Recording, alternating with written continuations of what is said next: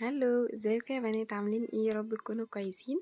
الريفيو بتاعي النهارده عن جهاز بتاع الشمع بتاع الكوافيرات او البيوتي سنتر.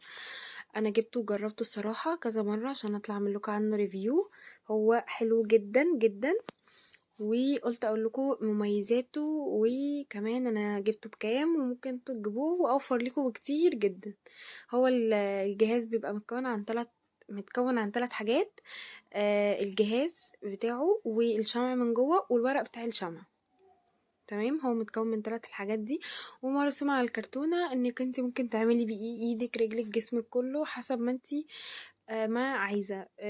حلو جدا، وبصراحة عجبني قوي وجربته وحلو جدا. فلما عجبني قلت اطلع اعمل لكم عنه ريفيو. ده شكل العلبة من بره، حتى باينه عليها ان هي بقالها كتير عندي، لان انا قلت اجربه الاول.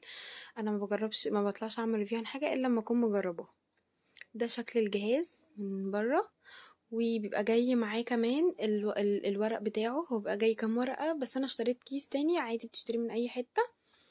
وكمان جاي معاه الوصله بتاعته بتاعه الشاحن، لان هو بيتحط في الجنب كده الشاحن بتاعه، والوصله دي بتتحط في الكهرباء وتسيبيه لحد ما يسخن. هو بينور احمر من الناحيه دي اهي دي، وبتحطيه في الشاحن في الكهرباء سوري لحد ما يسخن خالص، وبعدين بتبداي تعملي بيه. لازم يسخن الاول. والشمع بصراحه هو كان جاي مع كام واحده، بس انا جبت كتير، جبت باكت كامله بتجيبيها من اي حد بتاع مستحضرات تجميل. في تريكايه كده فهمتها، ان الورق ليه ناحيتين، ناحيه ناعمه جدا وناحيه خشنه. الناحية اللي هي الخشنة دي زي ما انتوا شايفين بالظبط، هي اللي دي الناحية الناعمة. الناحية الخشنة هي اللي بتعمل بيها، لان الناعمة ما بتطلعش الشعر مرة واحدة، بتحتاج انك تعيدي مرتين تلاتة. بس انا الناحية الخشنة هي احسن، يعني انا جربت الاتنين. وده شكله انا كنت مستعملاه طبعا، فباين ان هو مستعمل. الحتة العالية دي بتبقى على ايدك بالظبط كده، بتبقى من فوق ما بتبقاش من تحت. يعني بتجيبي من فوق لتحت البكرة، بتقعد تلف طبعا وبتطلع الشمع، بتكوني قلبها على وشه كده، بتقعدي تلفي لحد ما يطلع. ومن هنا الجنب ده بيبان هو فيه قد ايه الشمع، خلصان مش خلصان، في نصه في اقل. ودي اصلا بتتفك، دي كلها بتتفك بتتغير، بتجيبيها برضو من عند اي حد مستهتر التجميل بحوالي 35 جنيه الواحدة. مش غالية، وبتقعد وقت حلو يعني، وبتقعد وقت كتير. هي انا حتى واضح منها ان هي انا مخلصه نصها، هي بتبقى مليانه كلها، وفي منها كذا لون بتهيألي، فيه البامبا وفي الاصفر وفي اللي هو الشفاف. انا حتى مخلصه لحد النص.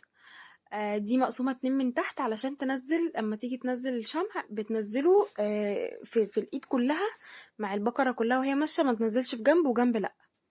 تمام، بيتحط كده وبتبدأي انك تحطيه في الشاحن وتستني لحد ما يسخن خالص. هتلاقي ان الجهاز سخن، ودي سخنت. ممكن تطلعي الجهاز بتاعت الشمع لوحدها تعملي بيها، بس هي بتبقى سخنه شويه. وممكن تمسكي الجهاز كله. بصراحه الجهاز كله لما بتمسكيه بتبقى احسن، ما بيبقاش سخن قوي على ايدك. حلو جدا بصراحه. وده اللي بيبقى موجود في كل البيوت سنتر والكوافيرات. فيه بيبقى نوع احسن من كده اللي هو النوع الغالي، بس ده بصراحة انا جبته، هو مش غالي خالص.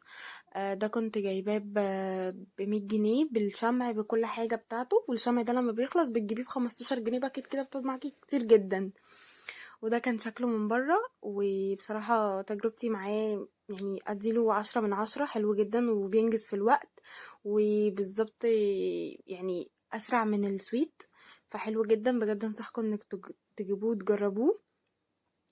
قلت اوريكم شكل العلبة وشكل النوع اللي انا جايباه، عشان لو حبيتوا تدوروا يعني تاخدوا سكرين شوت وتدوروا عليه. فبصراحة حلو جدا، وانصح بيه كل البنات ان هي تجيبه، لان بصراحة سريع جدا جدا جدا. وعليه ارشادات طبعا من الجنب بالانجليش لو عايزة تترجميها. او بس كده، وده كان الريفيو بتاعنا النهاردة. لو عايزيني اعمل ريفيو عن اي حاجة اكتبولي في الكومنت وانا هعمل لكم عنها ريفيو. بس كده، سلام.